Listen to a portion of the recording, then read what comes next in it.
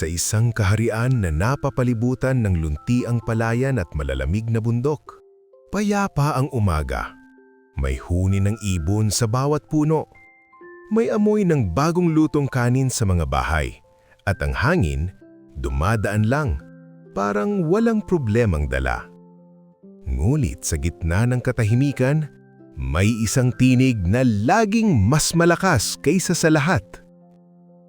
Ang tinig ng hari. Si Haring Aurelio, ang haring mahilig humanga sa sarili niyang anino. Tuwing lalabas siya sa balkonahe ng palasyo, nakataas ang baba. Hindi dahil may hinahanap siyang bituin, kundi dahil ayaw niyang tumingin sa mga taong nasa ibaba. Nakita niyo ba kung gaano kaganda ang kaharian natin? Sigaw niya minsan habang kumikislap ang korona sa araw. Dahil yan sa akin! Sa ibaba, pumapalakpak ang mga tao.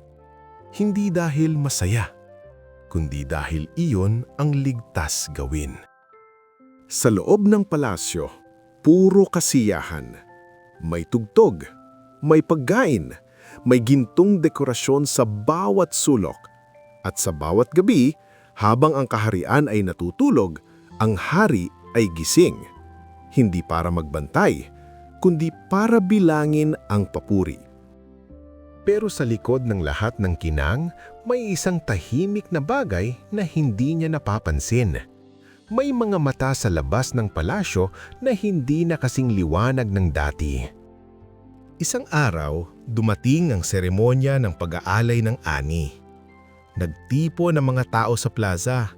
May dala-dalang sako ng palay, prutas at gulay. Masaya sa paningin, pero kung makikinig ka, may katahimikang masyadong mahaba sa pagitan ng mga palakpak. Naupo ang hari sa trono sa gitna ng plaza. Nakangiti habang pinupunasan ng tagasilbi ang alikabok sa kanyang bota.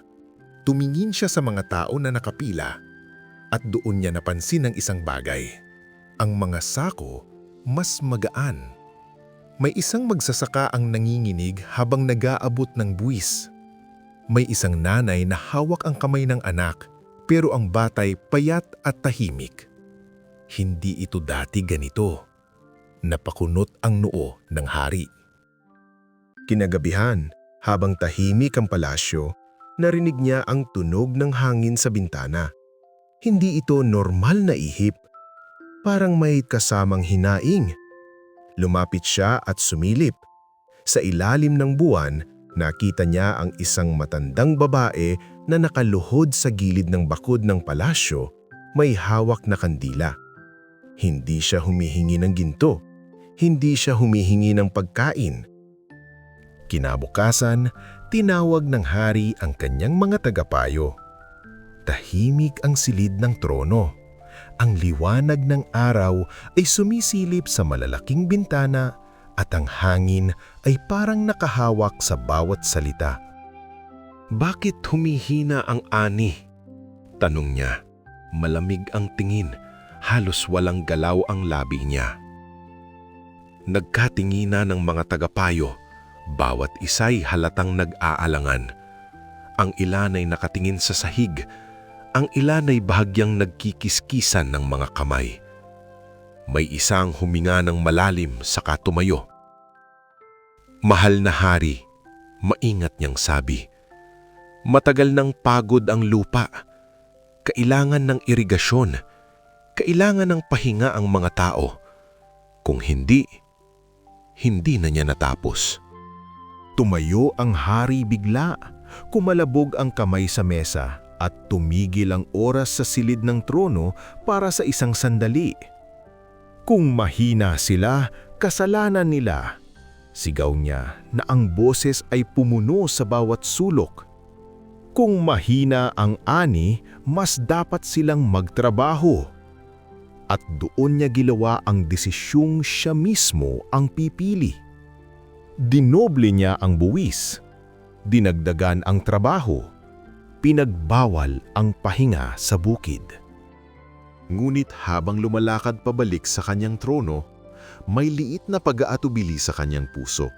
dahil alam niyang ang lupa'y hindi palaging masisigla sa utos lamang. Alam niyang may mga mamamatay ng pagod, may mga umuurong sa gutom. Ngunit tinulak niya ang damdamin na iyon. Ang gusto niya, patunayan na walang kayang sumuway sa kanyang utos. Lumabas ang balita sa buong kaharian na parang mabigat na kampana. Sa bawat tahanan, bawat tao'y humina sa bigat ng salita. At ng gabing iyon, sa mga bahay ng tao, walang masyadong nagsalita. Tanging tunog ng kutsarang tumatama sa mangkok, ngunit halos walang laman. Sa dilim ng gabi, may tanong na bumabalot sa isipan ng bawat tao, mas mabigat kaysa buwis. Kapag ang hari ang gumawa ng mali, sino ang magbabayad? Sa silid ng trono, nakaupo ang hari, nakatingin sa pader, at para bang naririnig niya ang bulong ng lupa, ng mga tao, at ng gabi. Isang bulong na nagtatanong sa kanya kung tama ba ang kanyang ginawa. Lumipas ang mga araw, mas lalo pang natuyo ang lupa at bawat butil ng lupa'y parang sumisigaw sa pagod. Mas lalo pang nabiyak ang palayan. Ang mga tanim ay parang mga paa ng taong sunog sa araw, durog at natutuyo. At ang mga tao, mas lalo pang napagod. Sa bukid, may mga magsasakang nakayuko, parang hindi na kayang itaas ang ulo. Hawak ang araro na tila napakabigat sa bawat galaw. May mga batang hindi na naglalaro sa hapon. Wala nang halakhak sa hangin, wala nang sigaw ng laro.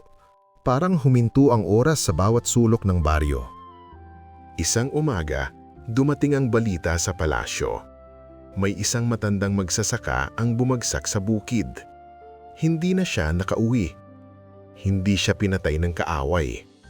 Hindi siya tinamaan ng espada. Tinalo siya ng gutom at pagod. Ang kanyang katawan, isang paalala ng hirap na dulot ng utos ng hari. Nagpatuloy ang hari sa kanyang araw, parang walang narinig. Parang ang ingay ng mundo ay hindi umaabot sa kanya. Ngumit nang dumaan siya sa plaza kinagabihan, nakita niya ang mga kandilang nakahilera, nakatayo sa dilim. May mga mata na puno ng pagod at pangamba. Narinig niya ang hikbi ng sangbata, ang maliliit na tinig na parabang nagtatangkang sumigaw sa katahimikan. At doon, parang may dumampi sa dibdib niya. Hindi galit ang nakita niya sa mga tao, hindi paghihiganti, kundi isang mas masakit. Wala nang natitirang lakas para magreklamo. Pagbalik sa palasyo, pinagawa niya ang isang malaking estatwa ng sarili niya. Mas mataas, mas ingrande, mas makintab. Bawat palo ng martilyo sa bato ay parang tunog ng kanyang sariling pagmamataas. Ngunit sa loob niya, may bahagyang pangamba na hindi niya maalis. Ngunit habang itinatayo iyon, dumilim ang langit. Hindi ulan ang dumating. Bagyo. Kulog na parang galit ng langit. Hangin na parang naniningil. At ulan na bumubuhos na parang luha ng kaharian. Nagwawala sa hangin. Lumubog ang palayan sa putik at baha. Mga tanim na sinikap ng tao'y napariwara.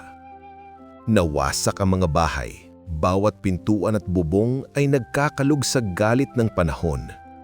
At sa gitna ng kaguluhan, narinig ng hari ang pinakamalakas na tunog sa gabi. Ang estatwa niya, gumuho, nabasag sa lupa, ang kanyang karangalan ay tila nabuwal kasama ng bato.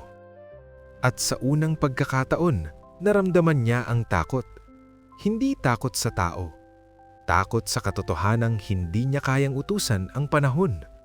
Ang hari, nakatayo sa gitna ng ulan, ang damit basang-basa, ang mukha nakayuko, nakaramdam ng walang kapantay na kahinaan. Sa dilim, sa tunog ng bagyo at pagbagsak ng estatwa, naiintindihan niya na may hangganan ang lahat ng kapangyarihan.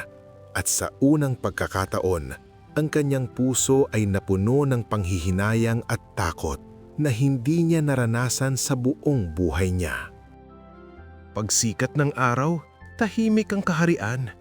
Basang-basa ang lupa, bawat yapak ay naiiwan ng bakas ng putik. May mga bahay na wasak, ang mga dingding at bubong na dati maayos, ngayon ay nakalaylay at sunod-sunod sa dilim at liwanag ng umaga. May mga taong nakaupo lang sa tabi ng daan, hawak ang kanilang natitirang gamit, matay puno ng pagod at lungkot. Lumabas ang hari, walang korona. Hindi dahil kinuha sa kanya, kundi dahil hindi na niya kayang isuot. Naglakad siya sa putikan, unang beses niyang naramdaman ang lamig ng lupa sa paa. Unang beses niyang naamoy ang kahirapan, hindi mula sa kwento, kundi mula sa mismong paligid. Sa bawat yapak niya, tila bumabalik ang mga mukha ng tao. Mga bata, mga magsasaka, mga ina at ama. Lahat ay may bakas ng pagod at paghihirap. Nakita niya ang batang babae na minsang nag-abot ng prutas sa seremonya.